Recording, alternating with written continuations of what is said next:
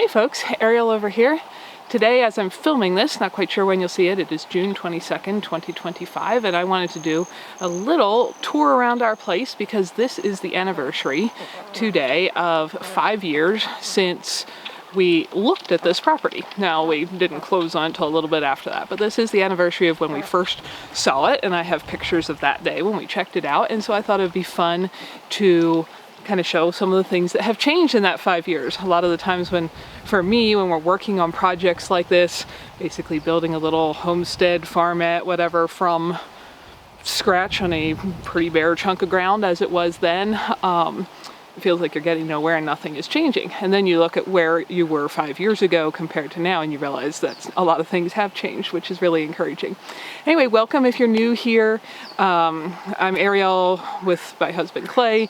We are building as, self-sufficient as possible. No one's 100% self-sufficient place here in the high little valley in the mountains of Wyoming to live as we can. We raise a lot of our own food, eggs and meat and fruit and veggies and all of that, somewhat limited by our cool climate. It is chilly today. It is, the first full day or second full day of summer officially according to the calendar. It almost froze last night. It was snowing a few flakes just earlier today, and they're calling for 24 degrees Fahrenheit for the low tonight, which I'm actually hoping they'll be a little bit wrong about, but we'll see. We do often get midsummer freezes. That's quite normal here. So some of what we can do is definitely limited by our climate, where we get generally quite a few hundred inches of snow every winter, and snow is on the ground about 8 months a year.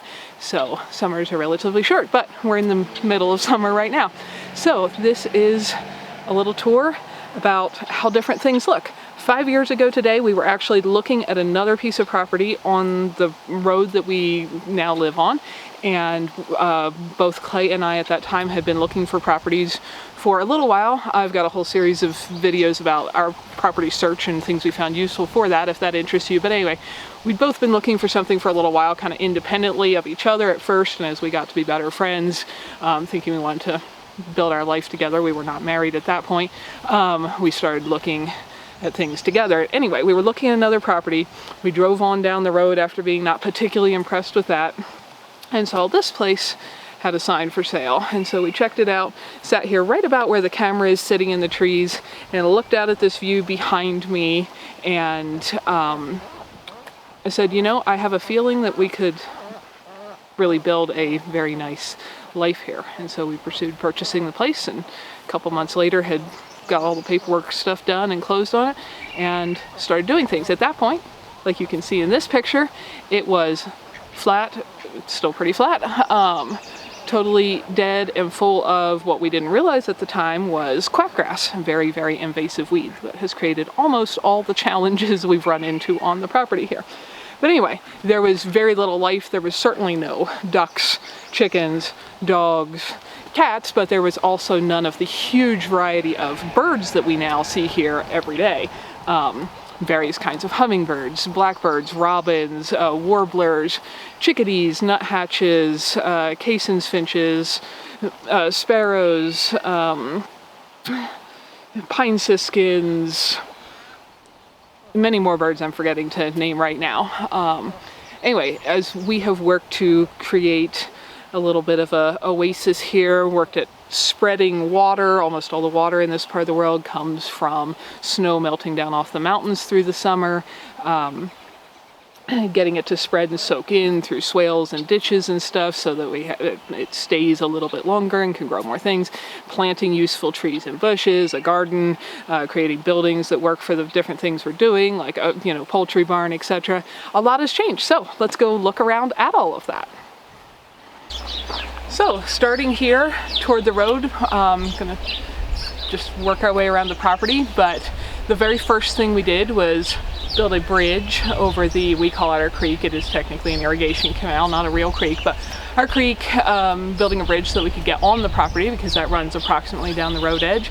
So building a bridge was the very first thing we did, and then there was a lane right through here. There was an old bridge. It was some very rotten timbers that were no longer very stable, but rebuilding that, improving the lane here, and we started planting. A lot of our work in the last 5 years has gone into planting things. So as you can see, coming down this property line here now, there's irises blooming, there's honeysuckle vines, which the pollinators and the hummingbirds love.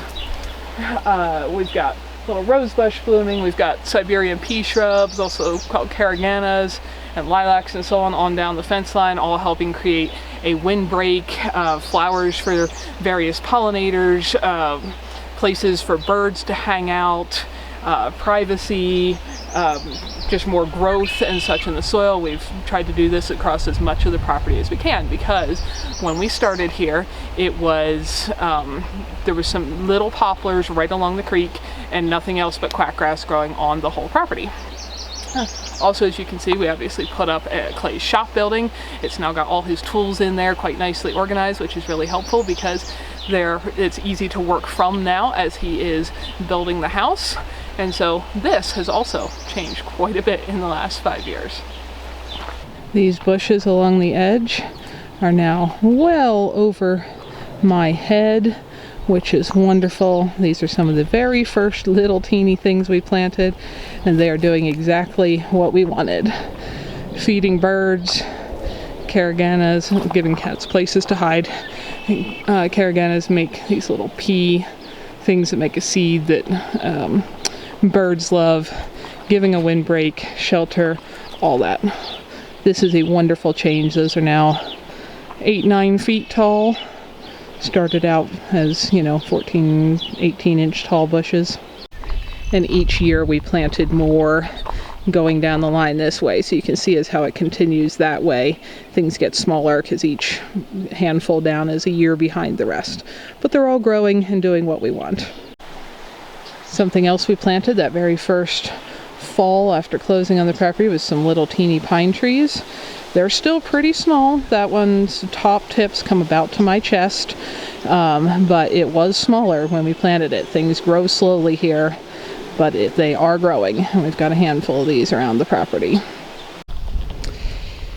A year ago, we added these planters down the side of the shop because it's kind of a big tall wall, and with the gravel driveway beside it, that makes kind of a microclimate here that is warmer than everything else, despite it being really chilly today.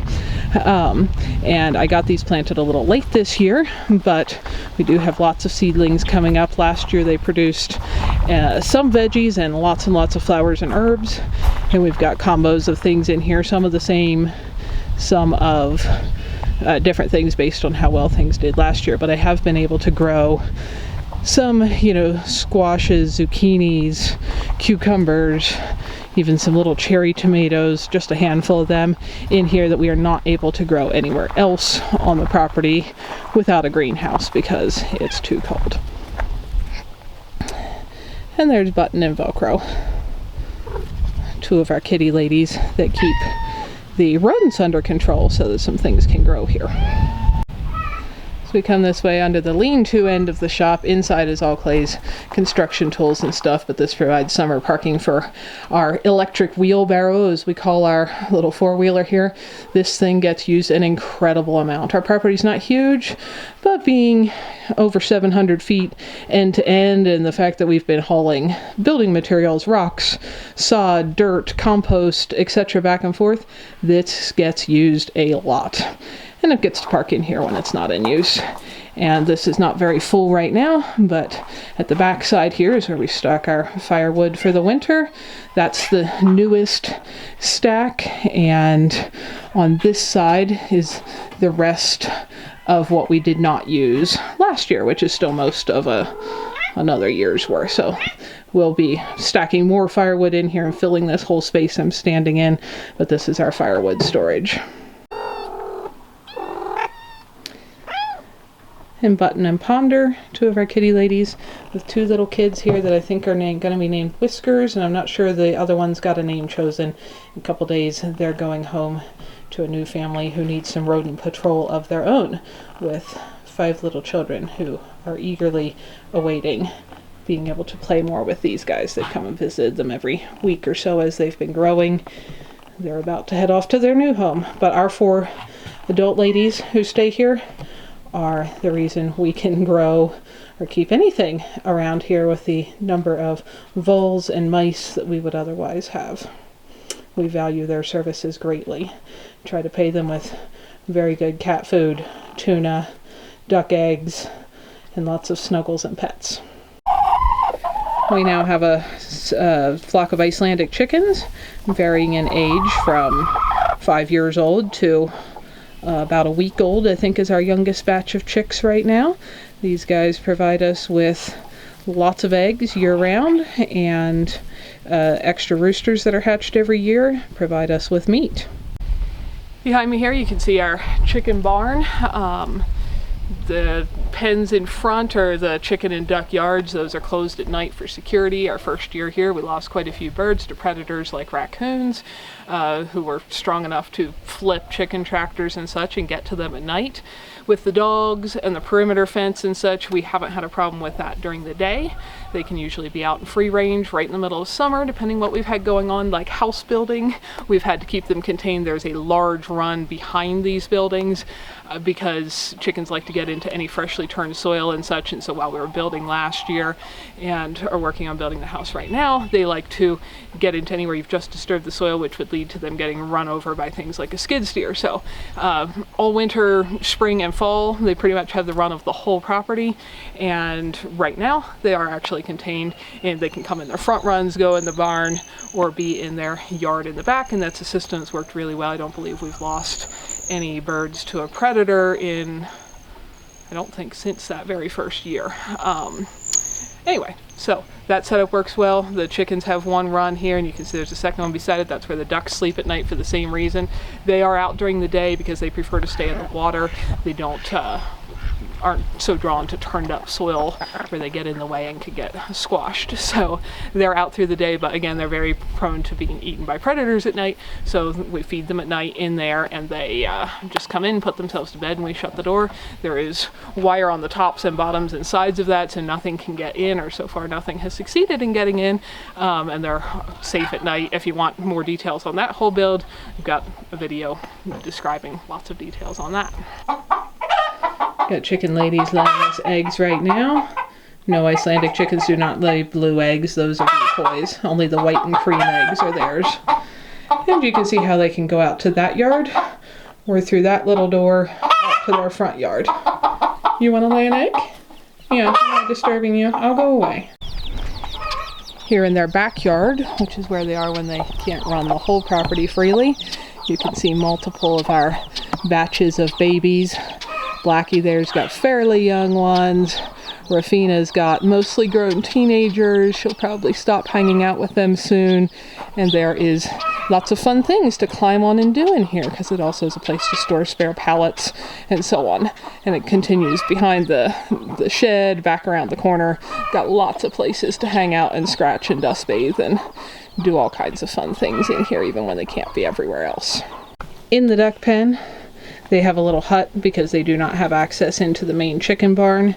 They're too wet. They make things wet for the chickens. And they mostly don't hang out in their hut other than when they're laying eggs.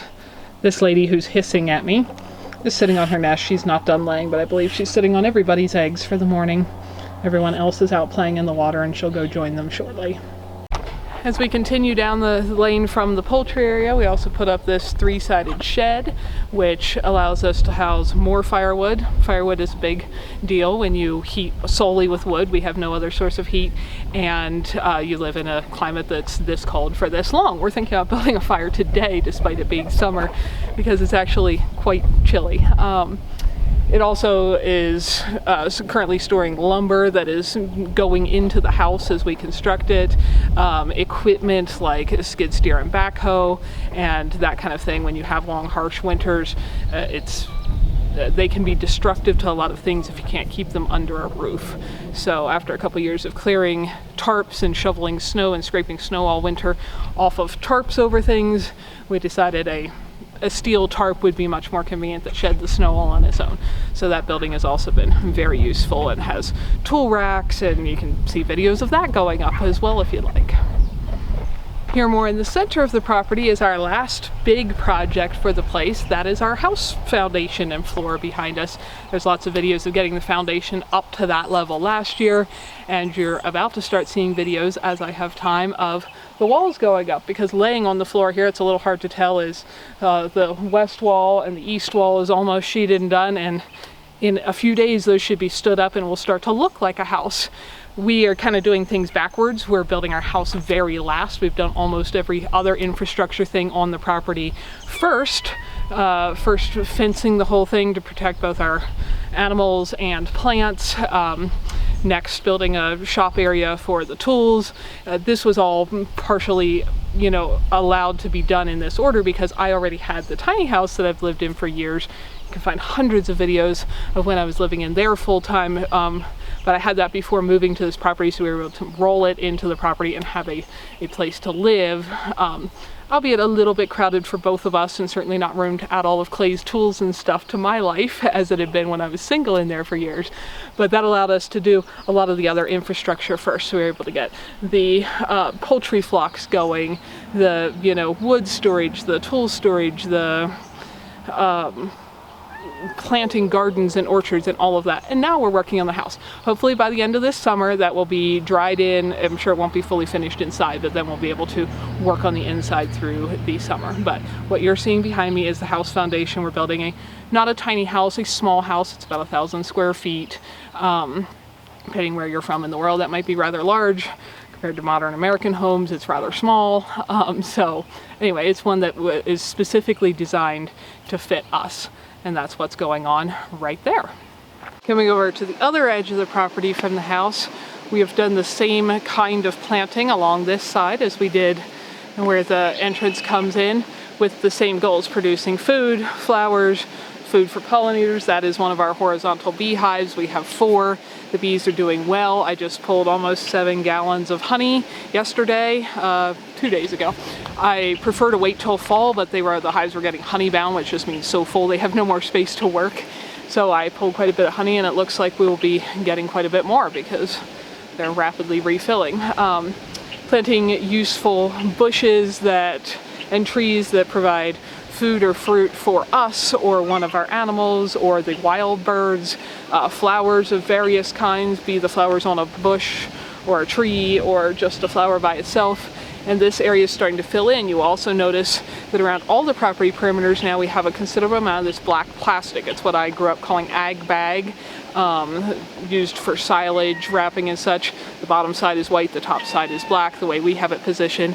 And that is because after several years of really struggling to get anything we planted to grow at all and losing quite a few plants, we learned about the grass that was here on the property as an invasive species, originally from Europe, where it's also been a problem for many hundreds of years, called quack grass. And I have a lot of videos on dealing with that, so I'll try not to go into that too in depth, but the only way we have learned to control it, because it both physically chokes things by crowding them out, it wraps roots around other roots and through other roots to kill it, it exudes a toxin that prevents other plants from growing, and so it's generally not amenable to anything growing, and we learned it can even kill trees.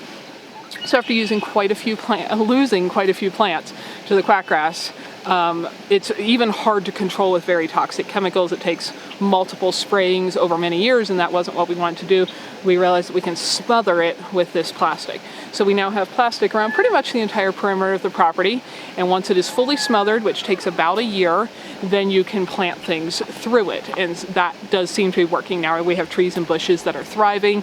The plastic looks a little odd. To me, it now actually looks beautiful because it means that my other things are growing and the quack grass is not killing them all. Quack grass is still what's growing fully in the center of the property. Around all the perimeter where we've been doing these plantings, we have the plastic, and that is the only organic method of controlling it that we have found. So if you happen to be unfortunate enough to live in a place where there's quack grass, this does seem to work. We also can get, in our area, one of the reasons for the buildings to cover and protect things is we can get everything from hundreds of inches of snow, which creates a good bit of weight, to 100-mile-per-hour winds, and so on. So to hold the plastic in place is why you see all of these rocks, which were all hand-picked out of the hole that was dug for the house foundation. So all of the rocks that were in there that were pretty much anything bigger than my fist are now holding down a piece of plastic. So that is where they all came from. So it's kind of an interesting look. Over time, hopefully the trees and bushes will continue to grow. They'll cover the plastic, and we'll plant more things in them, and eventually you won't see it, but right now you still can. But again, we have a nice screen windbreak. It's not, fully there yet, but things are actually growing, as opposed to the first couple years before we realized any way to actually deal with quackgrass, when things were dying or getting smaller every year if they hadn't fully died. So this is really encouraging for us. This bush-looking thing right behind me is a comfrey. It is blooming. The bees love those flowers, the bumblebees and our honeybees and so on. It's about to flop over, make compost, and grow up again. Comfrey grows well here and does that well. And over here we have a variety of flowers, cherry bushes of different kinds, and so on going this way. Part of what we've done, as I mentioned earlier, is being able to spread water out and soak it in more deeply. This is our side ditch. We did not create the irrigation system here. It was existing when we bought it, a flood irrigation system from over 100 years ago when it was first created.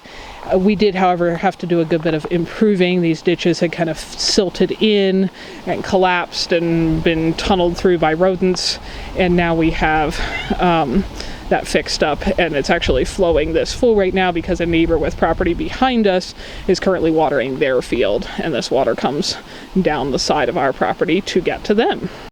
As we go this way, you can see an assortment of, that's a great big golden elderberry with flowers about to bloom. More pea shrubs. They're called Siberian pea shrubs for a reason. They're very hardy and do well in our cold area. Lilacs do well. We've got crab apples, more comfreys, more peonies, honeyberry bushes, more lilacs. This big round mound here in the center is a gigantic honeyberry that we picked quite a few off of just yesterday, and so on. A mixture of different plants, and again, just like on the other side of the property, they kind of get smaller toward the end as we continue to plant further that direction each year, but can only get so much done per year. In between, there's also growing things like rhubarb and horseradish and so on. So this line is now at this end where the oldest things are starting to accomplish the screen, windbreak, food production, and it's fun to see that there are so many more. I love watching the little birds. So many more kinds and varieties of birds here than there used to be, including a blackbird lady who I spotted the other day has got this going on.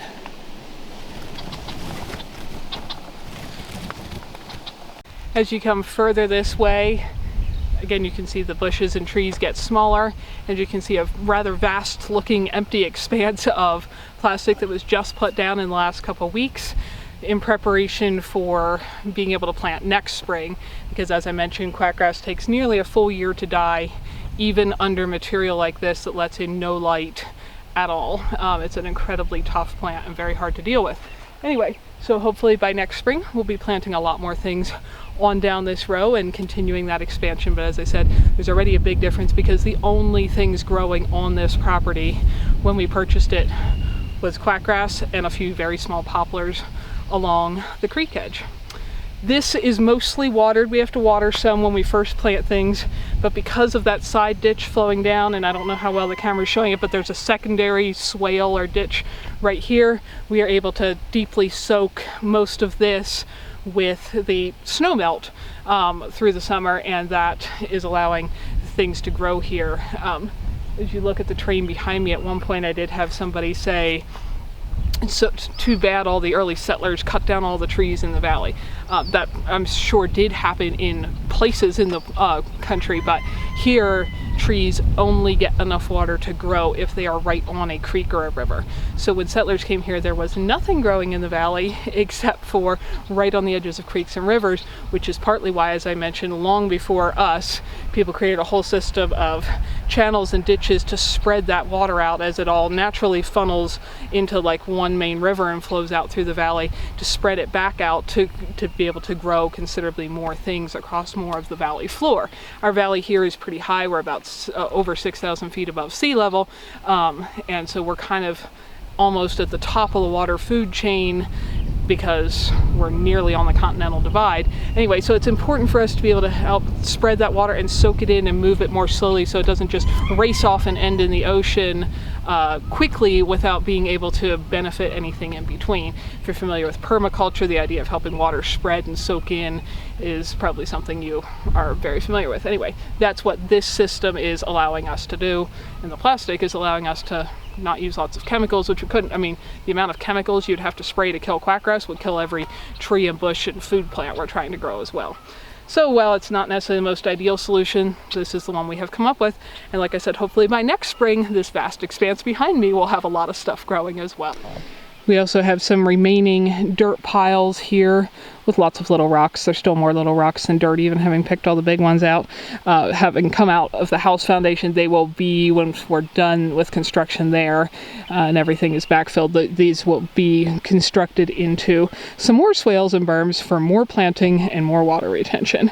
But as you look back across here, you can see there's actually getting to be some decent growth on that end of things. Looking back at the tree line, which is now many times taller along the main creek than when we bought it, across the house foundation, the shop, etc.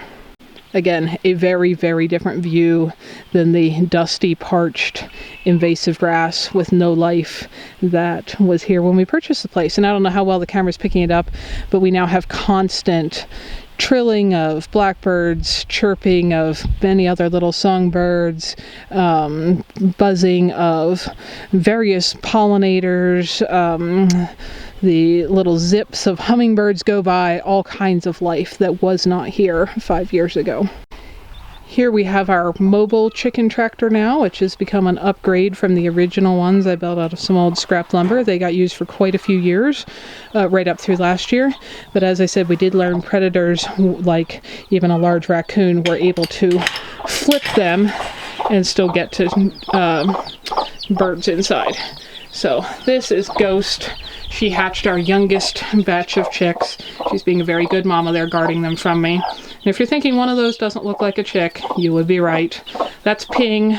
If you ever read that story as a child, that's what he's named after. That's Ping the duckling that we're not sure where he came from. He seemed to be orphaned and showed up in our creek one day looking very desperately for a mama. And the ducks thought he was terrifying, which was kind of funny.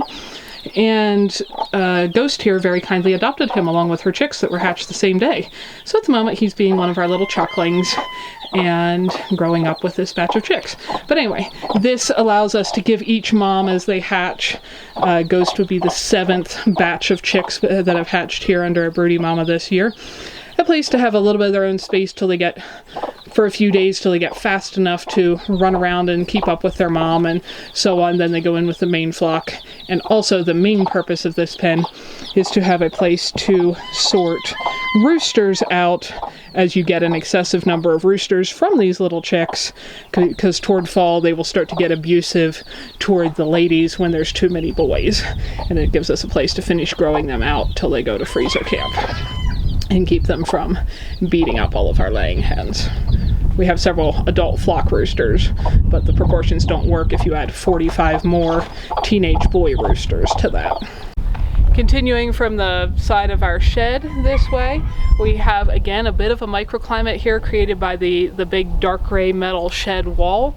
And we actually have some aspen trees that are now like twice as tall as me. Those started out as teeny weeny little saplings that we planted our first year. But this corner kind of makes an area that's a little warmer again than some places, so we actually have a corn patch here. I don't believe I got to any videos of this last year, but we did grow corn in this same spot last year. Corn is a very borderline crop here. It's usually not warm enough for things like sweet corn to grow, but I have the earliest, Fisher's earliest sweet corn variety that was bred by somebody in Montana to be as quick growing as possible. And last year we did actually get to eat some sweet corn. So if it doesn't all freeze tonight when it's supposed to be 24 degrees, hopefully we will get some sweet corn out of that this year. We have a hollyhock row growing as well. They do well in this climate, and once again it's exciting to see our screening windbreak protection for other plants like the aspen trees actually getting some real height to them back there, because if you look at when they were planted, there's quite a difference. Coming over this way to where I'm kind of in the little grove of aspens, if you live in a warmer and more moistureful place, this kind of growth is probably not phenomenal, but for us, things grow so slowly here and summers are so short. It is really exciting to see trees having reached this size, and that's just very exciting. This is another one of our very small pine trees we planted. They grow even slower than aspens, so it's still quite small. And one thing I forgot to really talk about earlier was this fence that you can see along here. We did perimeter fence the entire property. There's videos on how we did that. That was basically the second project after building the bridge to be able to get onto the place without falling through the rotted timbers. That is for a couple reasons. This part of Wyoming is a fence out country. That means cows can free range, or other livestock, and if you don't want them in your yard, it is your responsibility to fence them out, not the rancher's responsibility to fence them in. So we have quite a few cows and horses as neighbors, which is lovely, but cows and horses would do things like within seconds destroy a corn patch, a garden, an orchard, etc. So the fence does stop them. It also keeps our dogs in. As you know, since Burley's accident, he's one-eyed. Tana is getting blind from old age. She's getting fairly elderly, so it protects our dogs from getting onto the road. The cats can still climb over it, and they do, and go hunt in the, hay fields beside us. But if they choose to stay on this side, they're protected. It keeps our chickens and ducks in. It keeps out free roaming coyotes, foxes, feral dogs, or even other people's pet dogs when they're free roaming. Domestic dogs kill more stock in this country every year than any other predator. There are still things that can come across that fence, like a raccoon can climb over it, cats can climb over it. Obviously hawks and eagles and stuff can fly over. Burley has always been very protective, and so during the day we have not lost any critters to that. There are owls around at night, but again, the birds are in a protected top covered area at night or in their barn, and so we've never lost anything to an owl as far as I know. So anyway, this fence does multiple things. Plus, in places, it's also supporting vines that are growing up it. It was a big investment in time and money to put it in, and not one day since we've done it have we regretted having it. The number of times we would have lost every single bird on our property, all the chickens, all the ducks, when I see some other dog I've never seen that came from who knows where, wandering up and down the property line, looking hungrily at the birds. The number of times there's been cow herds and stuff that come by that could just decimate our orchard, which I'll get to next, or trees like these aspens in minutes after years of growing. It's been very worth it. So that was a big part of the infrastructure that went in on this property. And we do live in the mountains, or right at the foot of the mountains, and there are big predators, as in mountain lions, wolves, bears, both black and grizzly. We have never had any of them get onto our property. They live nearby. I see their tracks, or sometimes see them when we're hiking in the mountains, but we're just enough out on the valley floor. And most of those things could climb over a fence, certainly if they wanted to. But with us and our presence and the dogs, and Burley is, an intact male. He patrols the property perimeter and pees on it, has it pretty well marked as being his. We have yet to have any of those predators come in broad daylight. That's not when most of those hunt, and everybody is secured inside at night. So that hasn't been an issue, though we could at any point have any of those in here. The biggest critter we've ever got in here was a moose that jumped the fence. Deer could jump this, elk could jump it. Again, it's not quite tall enough to stop them, but it's enough of an impediment that with our presence and the dogs and stuff, they just haven't come in here, because those things as well could decimate everything we're growing.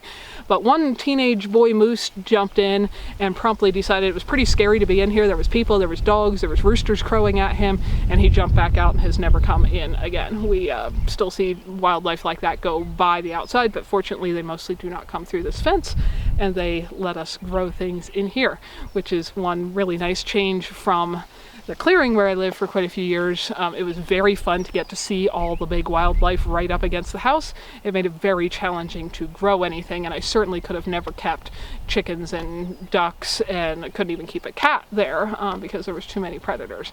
So that's got pros and cons, but I really like the amount of food and stuff we're able to grow here with that.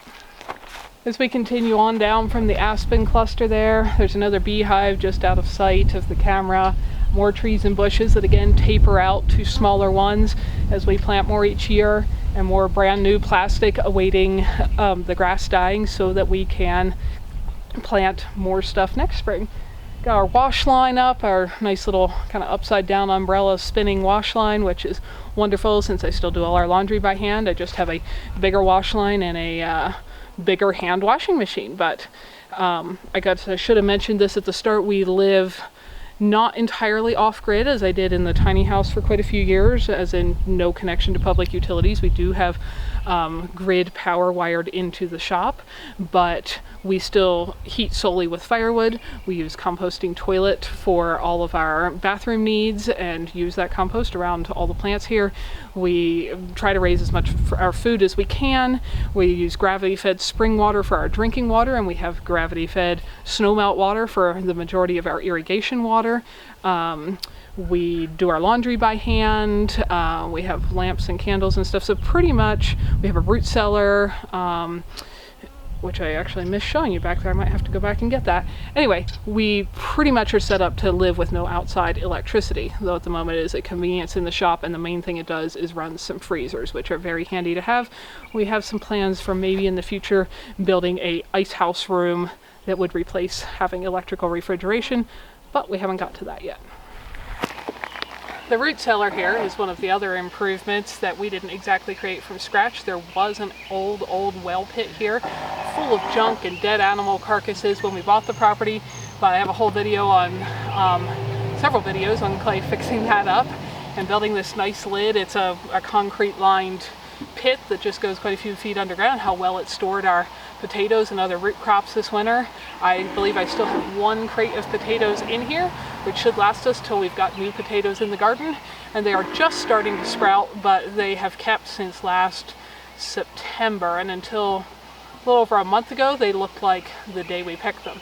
Things are warming up now a little bit with warmer temperatures outside, but this has worked really well and allows us to store things with no refrigeration other than what is provided by the cool, moist ground naturally. Coming further down the center of the property, this is our orchard, making our way toward the tiny house. This is one of our newest trees. Again, we've added some trees every year. This is an Evans Bali cherry. It's one of our very youngest. We have two of the same variety of cherry that were planted our very first year. Those actually produced us about 10 pounds of cherries last year, and we're optimistic we will get a cherry harvest off of those. But we have a variety of apple trees. They tend to do well in this climate if you pick the right variety of apple. Couple pears, couple peaches, which if they even survive, they're the most cold hardy ones. They survived last winter. If they survive long term, I'll be happy if we ever get a peach off of them. That would be amazing, and I don't expect that to happen most years. Some pears, some plums, but we're gradually growing this out, and you see the trees spaced out where they will have room to grow as they get older. But again, they had to be protected from the quack grass, which killed some of them before we figured that out, so there's squares of plastic around them. But this whole area going this way is our orchard, and some of them, when I'm not standing beside the very newest tree, actually have grown, which is very exciting to see. This apple, for instance, as you can see, is now taller than me and looking bushy. We have several more along those lines, and that's really exciting to see. We've also tried to do companion planting. I had originally planted many more companion plants around the base of each tree before the quackgrass killed all of them. The only thing that survived that was comfrey, which is the big clump you see at the base of the tree. We have comfrey clumps at the base of almost every tree. They pull up minerals and help fertilize the soil around the tree, as well as being beautiful and providing more flowers for the bees and all of that. And if you can see scattered through the grass here, one other thing that we have learned over time does seem to compete with quackgrass with a little success is various clovers. So I've seeded a lot of clover in here, and each year they seem to be elbowing the quackgrass out a little bit. They're a nitrogen fixer. They again provide bee food, and so we're trying to get as much of that growing as we can, but there is some, and it is really encouraging to see some of this stuff actually getting to be sizable, because if you look at the pictures of when we planted this 5 years ago, it was quite different. There's several kinds of clovers here. The pink and yellows are not really blooming yet, but right at the moment the white clovers in the orchard are. Here you can see one of our happy little actually big wild bumblebees enjoying the comfrey blossoms here in the orchard. They seem to be particular fans of these bell-shaped flowers and love crawling in and out of them, and I love watching them. We have started to get small apple harvests off of some of these apple trees. You can see a lot of little hard green apples forming here. Hopefully we will get a little bit of a harvest this year. And as I mentioned, on the slightly more mature cherry trees, you can start to see lots of little green cherries hanging on as well. So 5 years in, this is one of our very oldest and first planted cherry trees. It's not our fruit production is very substantial yet, though we do get some cherries and some apples, but hopefully each year as trees grow, which again they do quite slowly around here, that will continue to expand, and eventually we'll have plenty to share with all our friends and family and neighbors as well. But things take a while here. But it's really exciting to see growth on stuff like this up over my head. This is further down that side ditch, and like I said, right now all the water is flowing to a neighboring field, but when it is our turn, we can pull that gate and flood out into the orchard and keep all these trees watered. This project we didn't start until a couple years in. This is a center fence which keeps the chickens out of the garden, which became a problem when they started digging up our potatoes and so on, and is doubling as a raspberry support. Just last year we were able to get raspberry starts from several friends and family members, and there are now raspberries growing down the fence. They're not very big yet. That is, as in there's raspberry plants. I don't expect we will harvest any raspberries this year, but the plants survived the winter and seem to be coming up well, and we're hoping that those stalks, canes, next year will produce a good raspberry harvest. And on the outside here, everything we plant here is a long process. So the year before that, we had to put down the plastic and put up the fence on top of it in order to kill the quackgrass. Then last year we were able to transplant the raspberries. This year they're actually growing. Next year we might see fruit. Also on the outside edge, I've transplanted a bunch of strawberries. I got videos on how to transplant strawberry runners. Strawberry plants are very good at making new babies that you can spread all over your property, which I've been doing. And I got part of the strawberry edge done last year. You may be able to see through the fence where it looks like there's a taller, darker green bush on the other side, which are actually producing good strawberries. And the ones I'm standing in here, I just got transplanted this spring. They're growing. There's a couple berries on them, but they won't really get productive until next year. But this gives us a nice long space to easily pick strawberries. They ripen well in kind of a single zigzagged row that gives them all a good bit of light and air, which encourages lots of strawberry production. But this is our strawberry raspberry fence, and that is already becoming a good bit of strawberry production. Hopefully in a couple years will be even more, as well as lots of raspberries. Here on the other side you can see the bigger strawberry plants that have a good many white and green berries hanging on, as well as some red. There's not a lot of red because we just picked them yesterday, but there's getting to be a good many. And if you can see that netting, we did have to put a bird netting over them. The robins were trying to eat them all. So at the moment this whole row is netted, but this is what the ones I planted this spring will hopefully look like by next year, because you can see a rather abrupt change between where I got done last year before running out of time and the little ones that just got done this year.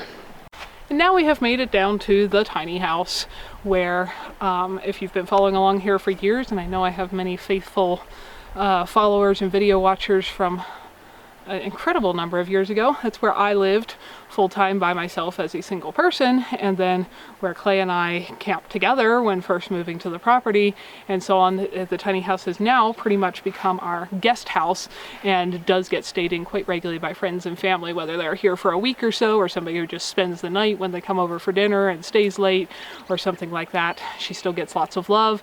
And I had people, if you look back at what this property looked like when we first bought it, when it was pretty dead, barren, dry, and we didn't even realize full of very invasive grass. I got a lot of questions about why did you move from your beautiful clearing. If you've watched older videos, you've seen the clearing in the woods where the tiny house and I lived for quite a few years, and it was beautiful. The main answer to that is I never owned that property. I had traded labor and maintenance of the property to the owners for that place. The people who allowed me to do that had passed away. They were an elderly couple. Their children were selling the property. And I'm not in the ability, and Clay and I together are not in the ability range of being able to outbid other people's cash offers on $60 million plus properties. That's why I'm not there any longer. I always knew that situation would be temporary. I got to live there more years than I thought I would, and that was a wonderful blessing, and I've got no problem about that. But that is why I didn't stay there. It has new owners. Everything has changed. I believe they bulldozed the entire clearing that I used to live in, which is kind of sad, and I'd rather not ever see that, actually, because I have good memories there. I'd like to keep it that way. Anyway, so the tiny house is now here. Clay built beautiful planters out of reclaimed broken fence panels that he pulled apart and reconstructed into the planter boxes around it. Still fully mobile. That's, if you can't tell by looking at it, the hitch sticks out this end. You could hitch a truck onto it, pull it out of there. But she may sit right there the rest of her life. You never know. But anyway, that is currently our guest house. And on beyond that is the garden, which is almost all under frost covers because, as I said, it was just shy of freezing last night, and they're calling for a very hard freeze tonight if the weather guessers are correct. And so the frost covers are over the whole garden, which was another one of the very first projects we did, I guess 4.5 years ago. That next spring after we bought it, I moved all the garden beds from the clearing where they had been to here. I did not move all the soil inside them, but I took all the concrete blocks that make those garden beds, all the hardware cloth that is underneath that stops the pocket gophers from eating all of our vegetables. I have videos on that whole process. And how that works, and lots of videos on gardening and the things we can grow, so I won't go into all that here, but we still continue to get somewhere between 800 to 1,000 pounds of produce out of that about 600 square feet of growing bed space in the garden every year. Right now things are looking pretty good, and right now they're all covered up. But anyway, that garden is here. The first year it did terrible. Our soil here naturally on this property and the whole surrounding area and the mountainsides near us is highly alkaline. It has extremely out of balance amounts of calcium in it. It will fizz and bubble if you pour vinegar on it, like you've just poured vinegar on baking soda. That makes it very tough for plants to grow. So we did have to do some soil tests. We got almost no produce the first year I put the garden there, and figure out what all was out of balance. We added some minerals to help balance that out. I've got videos on soil testing and that whole process. That's made a huge difference, and we've had a very productive garden ever since. Coming to the side of the tiny house yard here, we've continued kind of the same operation. A lot of this plastic did just get added this spring, so we'll be able to plant more things next year, but part of this front part was here for a couple years now. So it has various flowers and herbs. I've got mints and irises and tansy and some rose bushes from my sister-in-law and little currant bushes and willows and stuff that will, again, hopefully eventually make a screen and a windbreak. We can get, if you wonder why I keep mentioning windbreaks, this area, the wind kind of circles in our mountain valley, and we can get rather violent winds, like up to 100-mile-per-hour gusts from any direction.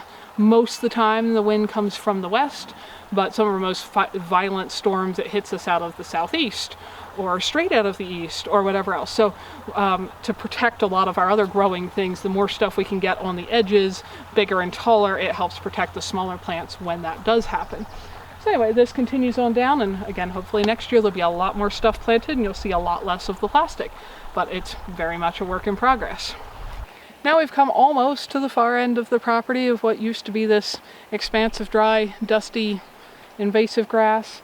And the one bed that is not covered is the garlic bed. Garlic is very tough. It grows right through our snow here in the spring after having been planted in the fall before.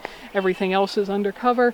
In the background, you can see Burley working on rodent control. If the camera can pick him up over the frost covers, he's trying to dig up a rodent, him and the cats. Occasionally Tana, though, like I said, she's getting fairly old and blind and doesn't do a lot of hunting anymore. But they are valuable members of our homestead here, keeping rodents under control that would otherwise destroy everything. So you can see beyond him there's compost bins. I've got videos on doing that and how we make and use compost around here and so on. Again, everything from the back of the garden on down here, we're able to flood irrigate with that same snowmelt water, and we have got less planted at this far end of the property, but we have some berry bushes. There's a big asparagus patch off to the corner there, some aspens, lilacs, and willow trees. So there are things growing. There will be more. But again, it's a big difference from that flat, dry, dusty field of dead grass that made people say, why did you move to such an ugly place? This is what Burley looks like after he's been digging rodents out of the wet ground. You show off your very, very muddy belly and feet. Yeah, you're such a good boy. And real quick, down this side of the garden bed, these are currant bushes and a few other bushes in here that I planted from little bare root sticks. They have done really well. And while there's some grass that needs weeded, you can also go back and find the videos of what I did transplanting strawberry runners under here. This neat little row of teeny weeny baby runners, and they have now filled in all on their own and made nearly a solid carpet ground cover under the bigger berry bushes, which is wonderful. They produce some strawberries. They're so crowded and matted, they don't produce edible strawberries very well. They tend to be a little small and a little thin, but they still do make some, and they are providing a wonderful ground cover, so I'm very happy to have them just do that. And again, it's amazing to see bushes this size loaded with little green berries that started out as a bare root twig, maybe about the size of this thing when I stuck it in the ground. So in 5 years, that's a really big difference. So that's a little look at what all has changed around this place in the last 5 years. I do this partially for myself because when you work at this stuff every single day, sometimes it feels like you're getting nowhere and nothing is changing. But if you actually go back and compare it to photos and such from 5 years ago, you can see you have made some progress. Hopefully if I get to do a video like this in another 5 years, there'll be considerably more, a lot more stuff planted. Hopefully this plastic will become nearly invisible under the growth. The existing stuff will be a lot larger and more productive. Some of the chaos you see behind me of tarped materials piles and stuff will all be constructed into the house and cleaned up. When you're doing everything with two of you kind of from scratch, it takes some time and patience, and things don't happen all at once. But I also do really enjoy all of this stuff and the process of doing it, and I'm looking forward to the house kind of being the last infrastructure project here, and after that we can just focus on the gardening and planting and picking and so on of food. So hopefully that encourages you, if you want to or have started on something, to see that you do get there eventually if you just do something every day, and not to get discouraged, and also not to think everything's going to happen at once, because Clay and I don't have any, I'd say, extra special skills or abilities, but he did grow up and most of his life was a builder professionally, both high-end residential and commercial stuff, and I was blessed to grow up in a family that did garden and can and raise animals and so on. So we have kind of lifetimes of experience doing these things, and this still takes a lot of work and a lot of time to get a blank slate of this property, which is just over 3 acres, to the stage it's at now, and it's still got a long way to go. So don't think that you're going to get everything done overnight or you will be very frustrated and give up. I think I read somewhere, I don't know what the average amount of years is, that when people move to a more rural place and want to do something along these lines, that they stay before giving up and quitting. And I think this is truly a wonderful life, a whole lifestyle of producing a lot of things yourself. That takes a lot of work, doing a lot of things from scratch, creating a lot of things on your own, doing things by hand and so on. But I think it's a very good life. But if you start out thinking you're going to get all done in a day or a year or whatever, you're going to be really frustrated and probably quit and not get to enjoy the benefits of that. So I want to encourage people who are interested in this kind of thing. You do get there eventually, but it takes some serious time and patience with having piles of materials around your yard that you'd like to have cleaned up and not be looking at still. But we're also thankful when we've been able to acquire materials secondhand and free, which a lot of stuff around here, whether it's the compost bins out of free pallets or the planters out of old privacy fence panels or the chicken barn out of a bunch of reused materials, etc., to have access to that stuff when other people are discarding it and be able to reuse and keep things as useful as possible. So it just all takes time. It's all a process, but it does look a good bit different than 5 years ago, which is personally encouraging to me. And now I can hear Clay working on the house, and I'm going to go see if he needs a hand with that. And hopefully if you're new here, welcome, and if you've been following along for a while, hopefully you enjoy seeing the progress. I hope to have some more regular videos coming out shortly. The last month, when winter kind of ends and spring starts, is just everything needs done at once. Everything needs planted, everything needs mulch, plastic needs laid down for new areas before the grass gets up and growing, which now I think we have done, so that won't be an emergency next spring. And so everything just needs done the same day. And it's like a month of work. So I've just been busy. We've been working from sunrise till after dark and not even getting enough hours of sleep, and finally can take a breath and feel like we're kind of on top of the spring things and now can just go into the summer things. So anyway, there should be some more videos coming, but that's why there's been a pause here, because I just haven't had any time to create videos in between doing all of that. Thanks you guys for being here. Hopefully some of that's helpful or interesting. Thank you everyone for watching. It means a lot, and I hope you learned something along the way. If you know somebody else who would enjoy this as well, share it with them.